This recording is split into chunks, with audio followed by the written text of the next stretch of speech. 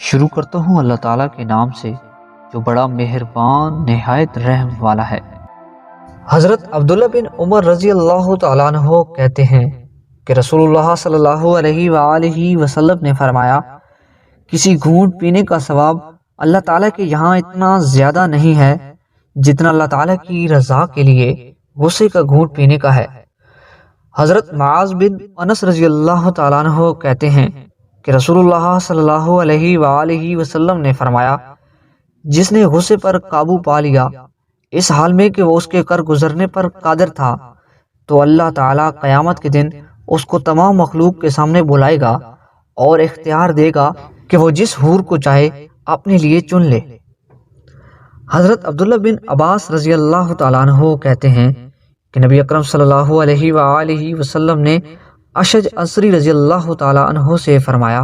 تم میں دو خصلتیں ہیں جو اللہ تعالیٰ کو محبوب ہیں، ایک حلم اور دوسری حیا۔ حضرت حارثہ بن مدرب کہتے ہیں کہ ہم خباب رضی اللہ تعالیٰ عنہ کی عیادت کے لیے آئے تو آپ کہنے لگے کہ میرا مرض طویل ہو گیا ہے، اگر میں نے رسول اللہ صلی اللہ علیہ وآلہ وسلم کو فرماتے ہوئے نہ سنا ہوتا کہ تم موت کی تمنا کرو تو میں ضرور اس کی آرزو کرتا۔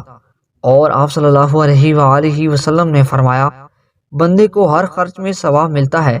سوائے مٹی میں خرچ کرنے کے، یا فرمایا امارت میں خرچ کرنے کا ثواب نہیں ملتا ہے۔ حضرت عبداللہ بن عمر رضی اللہ تعالی عنہ کہتے ہیں کہ میں نے اپنے آپ کو رسول اللہ صلی اللہ علیہ وآلہ وسلم کے ساتھ دیکھا کہ میں نے ایک گھر بنایا جو مجھے بارش اور دھوپ سے بچائے، اور اللہ کی مخلوق نے میرے اس میں گھر بنانے میں کوئی مدد نہیں کی تھی۔